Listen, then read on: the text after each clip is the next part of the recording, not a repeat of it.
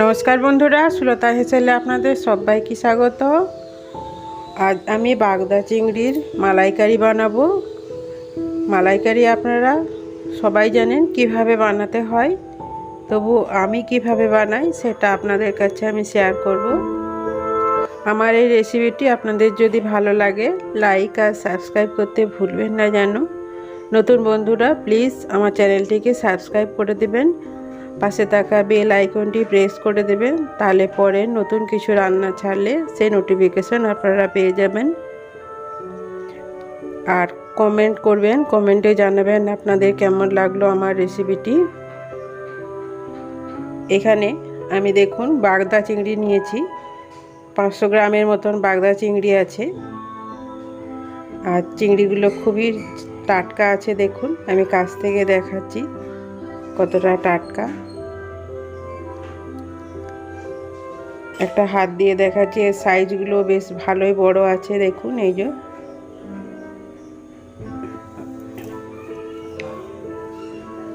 চলুন তাহলে রেসিপিটি শুরু করি। প্রথমে আমি এর খোসাগুলো ছাড়িয়ে নেব, পরিষ্কার করে ধুয়ে নেব। মাছগুলো আমার ধোয়া পরিষ্কার করা হয়ে গেছে। আর আপনারা জানেন কিভাবে চিংড়ি মাছ ভাজতে হয়, আমি আর দেখালাম না। এখানে আমি হলুদ দিয়ে দিলাম, এরপর নুন দিয়ে দিচ্ছি। এবার এটাকে একটু ভালো করে মাখিয়ে নেব।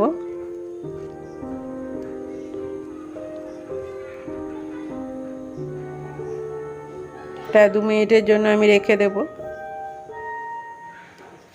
এখানে মশলাটা আমি রেডি করে নেব। এখানে 7-8 কোয়া রসুন নিয়েছি আর 3টা পেঁয়াজকে এভাবে কুচি করে নিয়েছি। এখানে আমি আদার ব্যবহার করব না, রসুন আর পেঁয়াজ দিয়ে একটা পেস্ট বানিয়ে নেব। আর এর সাথে পারলে আপনারা কাঁচা লঙ্কা দিতেই পারেন। এখানে আমি সরষের তেল নিয়েছি, 1/2 কাপ সরষের তেল দিয়েছি। দিয়ে এবার মাছগুলোকে ভেজে নেব।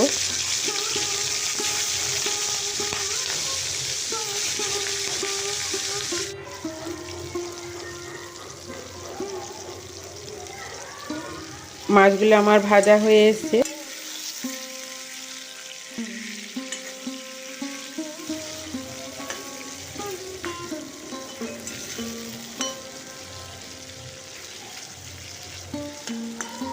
খুব বেশি ভাজবো না, একটু হালকা করে ভেজে নেব।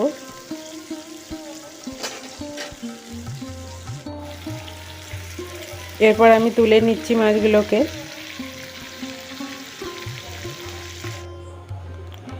এখানে আমি নারকেলের বদলে দুধ দিয়ে, আমুল দুধ দিয়ে আমি একটা তৈরি করে নেব, মানে যেটা নারকেলের দুধ বলে সেটা আমুল দুধ দিয়ে আমি তৈরি করে নেব। আমুল দুধ দিয়ে দিলাম। এখানে একটু কুসুম গরম দুধ দিয়ে আমুল দুধটা গুলে দিয়েছি। আমুল দুধ এখানে আমার 3 চামচের মতন আছে। আর এখানে দেখুন মাছগুলো তুলে নিয়েছি, তেলটা এখনও চিটবিট করছে। এখানে 1/2 সাদা জিরে আর গরম মশলা দিয়ে দিলাম, গোটা গরম মশলা। এটা একটু ভাজা হতে দেব। ফোড়নটা ভাজা হয়ে গেলে আমি এই বেটে রাখা মশলাটা দিয়ে দিচ্ছি। পেঁয়াজ আর রসুনের যে মশলাটা আমি বেটেছিলাম সেটা দিয়ে দিলাম। এই পেঁয়াজ আর রসুনের মশলাটাকে খুব ভালো করে কষিয়ে নিতে হবে। 3-4 মিনিট সময় ধরে ধীরে ধীরে এটাকে কষিয়ে নিতে হবে, যাতে কাঁচা গন্ধ না ছাড়ে।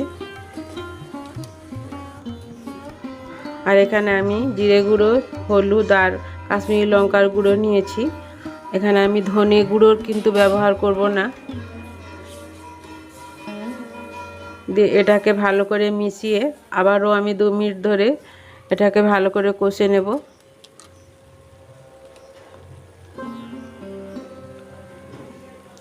একটু নুন দিয়ে দিলাম। নুন দিয়ে আবারও ভালো করে মিশিয়ে নিচ্ছি। আমার দেখুন একদম শুকনো হয়ে গেছে মশলাটা কষে। এরপরে যে আমুল দুধের গলাটা তৈরি করে রেখেছিলাম সেটা দিয়ে দিলাম। বাড়িতে নারকোল সব সময় থাকে না, নারকোল দুধ না থাকলে এভাবে আমুল দুধ দিয়ে গোলা তৈরি করে দিয়ে দিলে স্বাদটা খুব ভালো হয়, পুরো মালাইকারি মতনই হয়, মানে নারকোলের মালাইকারি যেটা বলি আমরা। এরপরে যে আমি সরটা তুলে রেখেছিলাম ওই সরটাকে খুব ভালো করে ফেটিয়ে নিয়েছি, দিয়ে সরটাকে আমি দিয়ে দিচ্ছি, এটা ক্রিমের বদলে দিচ্ছি আর কি। এটা আপনারা পারলে দিতে পারেন, আবার নাও দিতে পারেন, কোনো অসুবিধা নেই।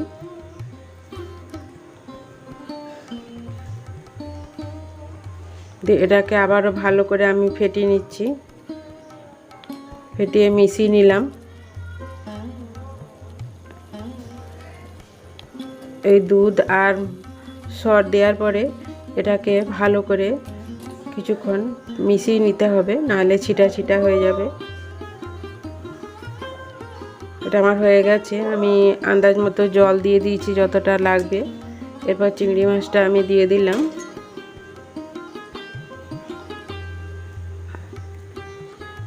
এই যে দেখুন আমার বাগদা চিংড়ির মালাইকারি।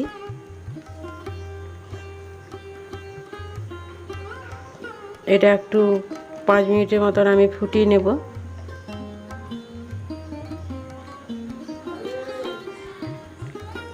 এটা দেখুন আমার ফুটে অনেকটাই রসটা মরেছে, একটু ঘন হয়েছে গ্রেভিটা। এরপর আমি হাফ চামচ গরম মশলা দিয়ে দিচ্ছি।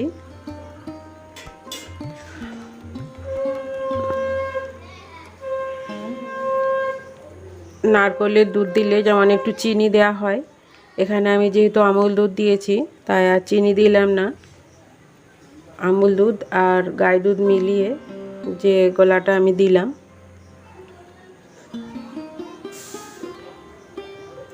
এটা ভালো করে একটু মিশিয়ে একটু কম আঁচে আমি ফুটিয়ে নিচ্ছি খুব ভালো করে। এটা আমার হয়ে গেছে। এরপর গ্যাসটা বন্ধ করে আমি 2 মিনিট রেস্টে রেখে দেব। 2 মিনিট পরে ফিরে এসেছি, দেখুন আমি একটা প্লেটের মধ্যে মাছগুলো তুলে নিয়েছি দেখুন। এরপর এর উপরে আমি গ্রেভিটা ছড়িয়ে দিচ্ছি, কত সুন্দর হয়েছে দেখুন। বন্ধুরা এটা খেতে যা অসাধারণ হয় আপনাদের কি বোঝাবো, আপনারা এইভাবে বানিয়ে দেখবেন, খেতে খুব ভালো লাগে। দেখতে যত সুন্দর খেতে তার থেকেও সুন্দর। বন্ধুরা আমার রেসিপিটি কেমন লাগলো অবশ্যই কমেন্টে জানাবেন, আর একটা লাইক দেবেন, আর এভাবে আপনারা বানিয়ে দেখবেন, খুব ভালো লাগবে। আমার এই রেসিপিটি ধৈর্য ধরে দেখার জন্য আপনাদের অসংখ্য ধন্যবাদ।